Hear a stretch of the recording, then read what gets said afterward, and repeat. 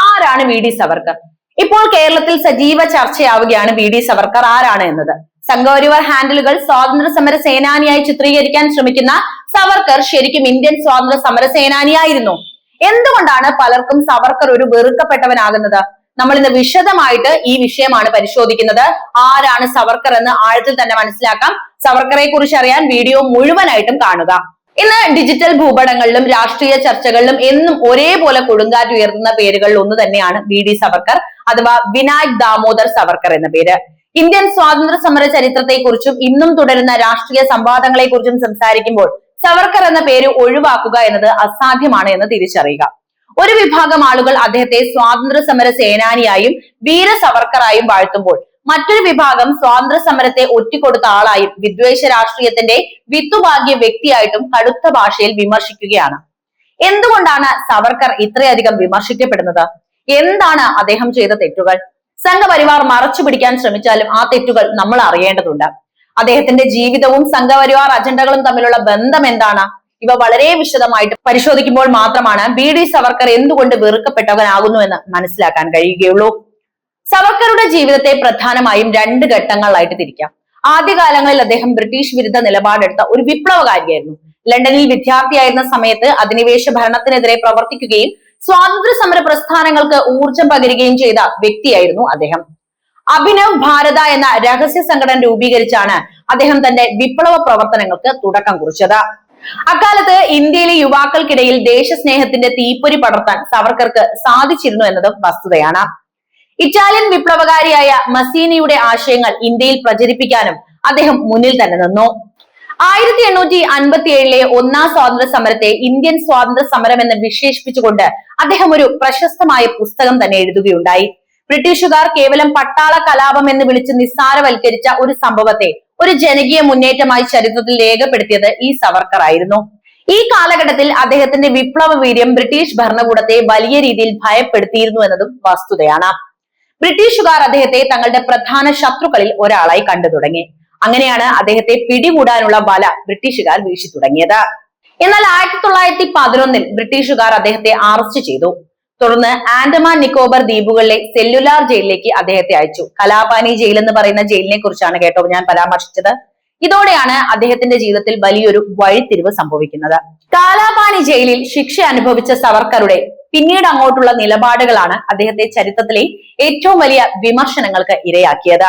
ആൻഡമാനിലെ cellular ജയിലിൽ മനുഷ്യത്വരഹിതമായ പീഡനങ്ങൾ നടന്നിരുന്ന ഇടമായിരുന്നു എന്ന് നമുക്കറിയാം. അവിടെ കഴിഞ്ഞ ഓരോ നിമിഷവും സ്വാതന്ത്ര്യ സമര സേനാനികൾക്ക് നരക തുല്യമായിരുന്നു ജീവിതം. ആൻഡമാൻ ജയിലിൽ കിടക്കുമ്പോൾ അദ്ദേഹം ബ്രിട്ടീഷ് സർക്കാരിന് അയച്ച മാപ്പപേക്ഷകളാണ് അദ്ദേഹത്തിനെതിരായ പ്രധാന വിമർശനങ്ങളിലൊന്ന്. താൻ ജയിലിൽ നിന്ന് മോചിതനായാൽ ബ്രിട്ടീഷ് ഭരണകൂടത്തിന് വിശ്വസ്തനായി സേവനം ചെയ്യാമെന്ന് അദ്ദേഹം എഴുതി നൽകുകയുണ്ടായി. ഇനി ഒരു തരത്തിലും അധിനിവേശ ഭരണത്തിനെതിരെ പ്രവർത്തിക്കില്ല എന്നും ഉറപ്പ് നൽകി. ഇതിനായി അദ്ദേഹം നിരവധി തവണ ബ്രിട്ടീഷുകാർക്ക് ദയാഹർജികളും സമർപ്പിച്ചു. താൻ വഴിതെറ്റിപ്പോയ ഒരു പ്രജയാണെന്നും ബ്രിട്ടീഷ് സർക്കാരിന്റെ കരുണയ്ക്കായി യാചിക്കുന്നുവെന്നും അദ്ദേഹം തന്റെ കത്തുകളിൽ വ്യക്തമാക്കി. ഒരു വിപ്ലവകാരി തന്ത്രപരമായി പുറത്തുവരാൻ ചെയ്ത കാര്യമാണിതെന്നാണ് അദ്ദേഹത്തിന്റെ അനുയായികൾ ഇന്നും വാദിക്കുന്നത്. ചാണക്യതന്ത്രത്തിന്റെ ഭാഗമായാണ് സവർക്കർ മാപ്പപേക്ഷ നൽകിയത് എന്നാണ് അവരുടെ വാദം. എന്നാൽ ജയിലിൽ കിടന്ന മറ്റ് ആയിരക്കണക്കിന് സ്വാതന്ത്ര്യ സമര സേനാനികൾക്ക് ചെയ്യാൻ കഴിയാത്ത വഞ്ചനയാണ് സവർക്കർ അന്ന് ചെയ്തത് എന്ന് ചരിത്രകാരന്മാർ ചൂണ്ടിക്കാണിക്കുന്നു. മറ്റാരും ചെയ്യാത്ത മാപ്പപേക്ഷ എന്തുകൊണ്ട് സവർക്കർ ചെയ്തു? ഭഗത് സിംഗും സഖാക്കളും തൂക്കുമരത്തെ പുഞ്ചിരിയോടെ നേരിട്ടപ്പോൾ സവർക്കർ ബ്രിട്ടീഷുകാരുടെ മുന്നിൽ മുട്ടുമടക്കാൻ തയ്യാറായി. ബാബ റാം സിംഗ്, ഉല്ലസ്കർ ദത്ത് തുടങ്ങിയ വിപ്ലവകാരികളും അവിടെ കൊടിയ പീഡനങ്ങൾ അനുഭവിച്ചിട്ടുണ്ടായിരുന്നു. പക്ഷെ അവരാരും ബ്രിട്ടീഷ് ഭരണകൂടത്തിന് മുന്നിൽ മാപ്പ് അപേക്ഷിക്കാൻ തയ്യാറായിരുന്നില്ല. ഒടുവിൽ ബ്രിട്ടീഷ് സർക്കാർ അദ്ദേഹത്തിന് ഇളവുകൾ നൽകുകയും ജയിൽ മോചിതരാക്കുകയും ചെയ്തു. എന്നാൽ ഈ മോചനം ചില കർശനമായ ഉപാധികളോടെയായിരുന്നു നടപ്പിലാക്കിയത്. സവർക്കർ യാതൊരുവിധ രാഷ്ട്രീയ പ്രവർത്തനങ്ങളിലും ഏർപ്പെടരുത് എന്നതായിരുന്നു പ്രധാന ഉപാധി. അതുമാത്രമല്ല, രത്നഗിരി ജില്ല വിട്ടുപോകാൻ അദ്ദേഹത്തിന് അനുവാദവും ഉണ്ടായിരുന്നില്ല. ജയിൽ മോചനത്തിന് ശേഷം സവർക്കർ സ്വാതന്ത്ര്യ സമര പ്രസ്ഥാനങ്ങളിൽ നിന്ന് പൂർണ്ണമായും വിട്ടുനിൽക്കുന്ന കാഴ്ചയാണ് പിന്നീട് കണ്ടത്. അധിനിവേശത്തിനെതിരെയുള്ള പോരാട്ടം കൈവിട്ട് അദ്ദേഹം പുതിയൊരു ദിശയിലേക്കാണ് തിരിഞ്ഞത്. മഹാത്മാഗാന്ധിയുടെ നേതൃത്വത്തിൽ കോൺഗ്രസ് നടത്തിയ ബ്രിട്ടീഷ് വിരുദ്ധ സമരങ്ങളെയും ക്വിറ്റ് ഇന്ത്യ പ്രസ്ഥാനത്തെയും സവർക്കർ ശക്തമായി എതിർത്തു. ഇന്ത്യക്കാർ ഒറ്റക്കെട്ടായി ബ്രിട്ടീഷുകാരോട് പോരാടുമ്പോൾ സവർക്കറുടെ നിലപാട് ബ്രിട്ടീഷുകാർക്ക് അനുകൂലമായിരുന്നു. അദ്ദേഹത്തിന്റെ നേതൃത്വത്തിലുള്ള ഹിന്ദു മഹാസഭ ബ്രിട്ടീഷ് ഭരണത്തിന് പിന്തുണ പ്രഖ്യാപിക്കുകയാണ് അന്ന് ചെയ്തത്. ബ്രിട്ടീഷുകാർക്കെതിരെ സമരം ചെയ്യുന്നതിന് പകരം സൈന്യത്തിൽ ചേരാൻ അദ്ദേഹം ഹിന്ദു യുവാക്കളോട് ആഹ്വാനം ചെയ്യുക വരെയുണ്ടായി. ഇത് ബ്രിട്ടീഷ് സൈന്യത്തെ ശക്തിപ്പെടുത്താൻ മാത്രമാണ് സഹായിച്ചത്. സ്വാതന്ത്ര്യ സമരത്തിൽ പങ്കാളികളാകരുതെന്ന് അദ്ദേഹം തന്റെ അനുയായികളോട് തുടർച്ചയായി ആഹ്വാനവും ചെയ്തു. ക്വിറ്റ് ഇന്ത്യ സമരം കൊടുമ്പിരി കൊണ്ട സമയത്ത് ബ്രിട്ടീഷ് വിരുദ്ധ സമരങ്ങളെ തടയാൻ ഹിന്ദു മഹാസഭ ഭരണകൂടത്തെ സഹായിക്കുകയും ചെയ്തു. പ്രവിശ്യകളിൽ മുസ്ലിം ലീഗുമായി ചേർന്ന് സഖ്യമന്ത്രി സഭകൾ ഉണ്ടാക്കാൻ പോലും ഹിന്ദു മഹാസഭ മടിച്ചില്ല. ഇത് ഇന്ത്യൻ സ്വാതന്ത്ര്യ പ്രസ്ഥാനത്തെ പിന്നിൽ നിന്ന് കുത്തുന്നതിന് തുല്യമായിരുന്നു. ആയിരക്കണക്കിന് ആളുകൾ രാജ്യത്തിനു വേണ്ടി തെരുവിൽ രക്തം ചിന്തുമ്പോൾ സവർക്കർ ബ്രിട്ടീഷുകാർക്ക് അനുകൂലമായിട്ട് തന്നെയാണ് നിലപാടെടുത്തത്. ബ്രിട്ടീഷുകാരെ എതിർക്കുന്നതിന് പകരം ഇന്ത്യയിലെ മുസ്ലിം സമുദായത്തെയും മറ്റ് ന്യൂനപക്ഷങ്ങളെയും പ്രധാന ശത്രുക്കളായി ചിത്രീകരിക്കാനാണ് സവർക്കർ ശ്രദ്ധിച്ചത്. രാജ്യത്തിന്റെ യഥാർത്ഥ ശത്രുക്കൾ വിദേശികളായ ബ്രിട്ടീഷുകാരല്ല, മറിച്ച് ഇവിടെയുള്ള ന്യൂനപക്ഷങ്ങളാണ് എന്ന ആശയം അദ്ദേഹം കൂടുതൽ പ്രചരിപ്പിച്ചു. 1923 അദ്ദേഹം എഴുതിയ ഹിന്ദുത്വ എന്ന പുസ്തകത്തിലൂടെയാണ് ഇന്നത്തെ സംഘപരിവാർ രാഷ്ട്രീയത്തിന്റെ പ്രത്യയശാസ്ത്ര അടിത്തറ രൂപപ്പെടുന്നത്. ഹിന്ദുത്വ ഹൂ ഈസ് ഹിന്ദു എന്ന പുസ്തകം ഭാരതീയ രാഷ്ട്രീയത്തിൽ വലിയ ചലനങ്ങളാണ് സൃഷ്ടിച്ചത്. ഈ ഭൂമിയെ തങ്ങളുടെ പിതൃഭൂമിയായും പുണ്യഭൂമിയായും കാണുന്നവർ മാത്രമാണ് ഈ രാജ്യത്തിന്റെ യഥാർത്ഥ പൗരന്മാർ എന്നതായിരുന്നു അദ്ദേഹത്തിന്റെ ഹിന്ദുത്വ ആശയം. അതായത് ഒരു വ്യക്തിയുടെ മതത്തിന്റെ ജനന സ്ഥലവും ആരാധനാ കേന്ദ്രങ്ങളും ഇന്ത്യയിൽ തന്നെ ആയിരിക്കണം. ഇതിലൂടെ ക്രിസ്ത്യൻ, മുസ്ലിം വിഭാഗങ്ങളെ രാജ്യത്തിന് പുറത്തുള്ളവരും വിദേശികളുമായി സവർക്കർ മുദ്രകുത്തി. കാരണം അവരുടെ പുണ്യഭൂമികൾ മക്കയും ജെറുസലേമുമായിരുന്നു. ഇന്ത്യയെ ഒരു മതേതര രാജ്യമായി വളർത്താൻ ശ്രമിച്ച സ്വാതന്ത്ര്യ സമര പ്രസ്ഥാനങ്ങൾക്ക് ഇത് വലിയ തിരിച്ചടിയാണ് ഉണ്ടാക്കിയത്. സവർക്കർ മുന്നോട്ട് വെച്ച ഈ ഹിന്ദുത്വ ആശയമാണ് പിന്നീട് രാഷ്ട്രീയ സ്വയം സേവക് സംഘ് അഥവാ RSS ഉൾപ്പെടെയുള്ള സംഘപരിവാർ സംഘടനകൾ തങ്ങളുടെ പ്രധാന അജണ്ടയായി സ്വീകരിച്ചത്. ഡോക്ടർ കേശവ് ബലിറാം ഹെഡ്ഗോവർ RSS സ്ഥാപിക്കുമ്പോൾ സവർക്കറുടെ ആശയങ്ങളിൽ നിന്നാണ് പ്രചോദനം ഉൾക്കൊണ്ടത് പോലും. ഇന്ത്യയിലെ ജനങ്ങളെ മതത്തിന്റെ അടിസ്ഥാനത്തിൽ ധ്രുവീകരിക്കാൻ ഈ ആശയങ്ങൾ ഉപയോഗിക്കപ്പെട്ടു.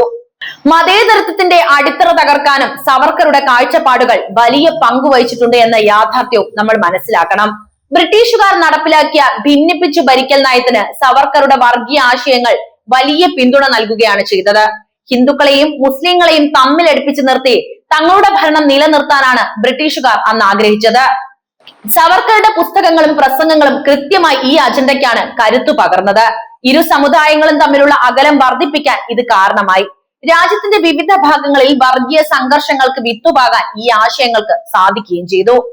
മഹാത്മാഗാന്ധിയുടെ വധവുമായി ബന്ധപ്പെട്ട ആരോപണങ്ങളാണ് സവർക്കറുടെ ജീവിതത്തിലെ ഏറ്റവും കറുത്ത അധ്യായം.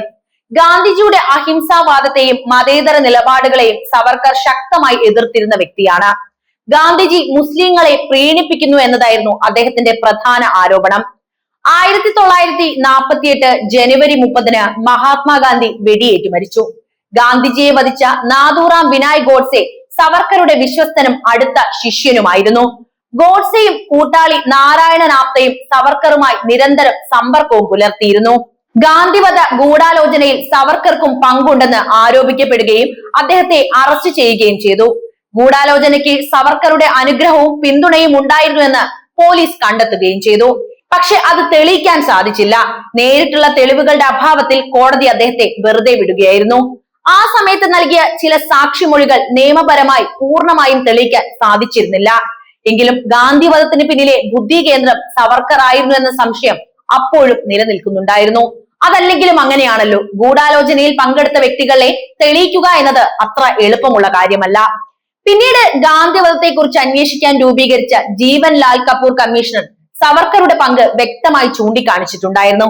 സുപ്രീം കോടതി മുൻ ജഡ്ജിയായ ജീവൻ ലാൽ കപൂറിന്റെ നേതൃത്വത്തിലുള്ള കമ്മീഷൻ പുതിയ തെളിവുകൾ പരിശോധിച്ചു.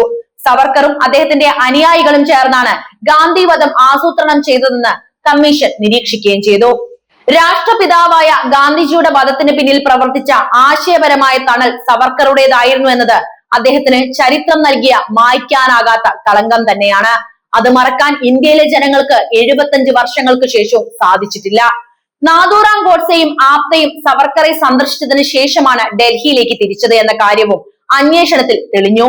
ഗാന്ധിജി വധിക്കപ്പെട്ടപ്പോൾ രാജ്യമെമ്പാടും ദുഃഖം അലതല്ലിയപ്പോൾ ഒരു വിഭാഗം ആളുകൾ അത് ആഘോഷിച്ചു എന്നതും ചരിത്രത്തിലെ വേദനാജനകമായ സത്യം തന്നെയാണ്. സവർക്കറുടെ ആശയങ്ങൾ ജനങ്ങളിൽ എത്രത്തോളം വിദ്വേഷം വളർത്തിയിരുന്നു എന്നതിന്റെ തെളിവായിരുന്നു ആ ആഘോഷങ്ങൾ.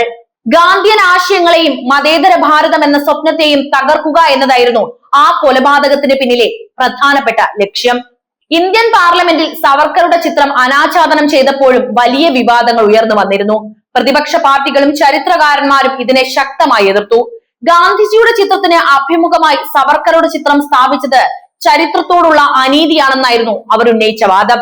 എങ്കിലും പലപ്പോഴും സവർക്കറെ ഒരു ദേശീയ നായകനായി ഉയർത്തി കാണിക്കാൻ സംഘപരിവാർ പ്രസ്ഥാനങ്ങൾ അപ്പോഴും ഇപ്പോഴും ശ്രമിച്ചുകൊണ്ടേയിരിക്കുന്നു. അദ്ദേഹത്തിന്റെ ആദ്യകാല വിപ്ലവ പ്രവർത്തനങ്ങൾ മാത്രം ഉയർത്തിക്കാട്ടിയാണ് ഇവർ ഈ പ്രതിച്ഛായ നിർമ്മിക്കാൻ ശ്രമിക്കുന്നത്. എന്നാൽ ജയിൽവാസം പൂർത്തീകരിച്ച സവർക്കർ ആ വിപ്ലവകാരിയായിരുന്നില്ല എന്നതാണ് യാഥാർത്ഥ്യം. ചരിത്രം രേഖപ്പെടുത്തുന്നത് വ്യക്തികളുടെ മുഴുവൻ ജീവിതത്തെയാണെന്ന് തിരിച്ചറിയണം. ഒരു ഘട്ടത്തിൽ വിപ്ലവകാരിയായിരുന്നുവെങ്കിലും പിന്നീട് സ്വന്തം താല്പര്യങ്ങൾക്കായി ബ്രിട്ടീഷുകാരുടെ പാദസേവ ചെയ്ത വ്യക്തിയാണ് സവർക്കർ. സ്വന്തം രാജ്യത്തെ ജനങ്ങളെ മതത്തിന്റെ പേരിൽ ഭിന്നിപ്പിക്കാൻ വിഷപൂർണമായ ആശയങ്ങൾ നിർമ്മിക്കുകയും അദ്ദേഹം ചെയ്തു. സ്വാതന്ത്ര്യ സമരത്തെ പിന്നിൽ നിന്ന് കുത്തുകയും ബ്രിട്ടീഷ് ഭരണകൂടത്തിന് ഒത്താശ ചെയ്യുകയും ചെയ്ത ചരിത്രമാണ് അദ്ദേഹത്തിനുള്ളത്. ഇതുകൊണ്ടാണ് ചരിത്രകാരന്മാർ അദ്ദേഹത്തെ രൂക്ഷമായി വിമർശിക്കുന്നത്. ഇന്നും രാജ്യത്ത് നിലനിൽക്കുന്ന വർഗീയ ധ്രുവീകരണത്തിനും ന്യൂനപക്ഷ വേട്ടകൾക്കും വിത്തുപാകിയത് സവർക്കറുടെ ആശയങ്ങൾ തന്നെയാണ്. ഇന്ത്യയെ ഒരു ഹിന്ദു രാഷ്ട്രമാക്കുക എന്ന ലക്ഷ്യത്തിനായി അദ്ദേഹം രൂപപ്പെടുത്തിയ പ്രത്യയശാസ്ത്രം ഇന്നും രാജ്യത്തിന്റെ മതേതരത്വത്തിന് ഭീഷണിയായി തുടരുകയാണ്. സ്വാതന്ത്ര്യ സമരത്തിന്റെ യഥാർത്ഥ ചരിത്രം ചർച്ച ചെയ്യപ്പെടുമ്പോഴെല്ലാം സവർക്കർ ഒരു വില്ലനായി അടയാളപ്പെടുത്തുന്നതും അതുകൊണ്ട് തന്നെയാണ്. ഒരു വിപ്ലവകാരിയിൽ നിന്ന് ബ്രിട്ടീഷ് ദാസനിലേക്കും പിന്നീട് വർഗീയ ആശയങ്ങളുടെ വക്താവിലേക്കുമുള്ള സവർക്കറുടെ മാറ്റം ചരിത്രത്തിലെ ഏറ്റവും വലിയ അധ്യായങ്ങളിൽ ഒന്നായി ഇന്നും അവശേഷിക്കുന്നു. ഇനി നിങ്ങൾ തന്നെ പറയൂ, സവർക്കർ എന്തുകൊണ്ടാണ് വെറുക്കപ്പെട്ടവരാകുന്നത്? നിങ്ങളുടെ അഭിപ്രായം എന്തായാലും കമന്റ് ബോക്സിൽ എഴുതുമല്ലോ. മറ്റൊരു പ്രധാനപ്പെട്ട വിഷയമായി വീണ്ടും കാണാം. നന്ദി.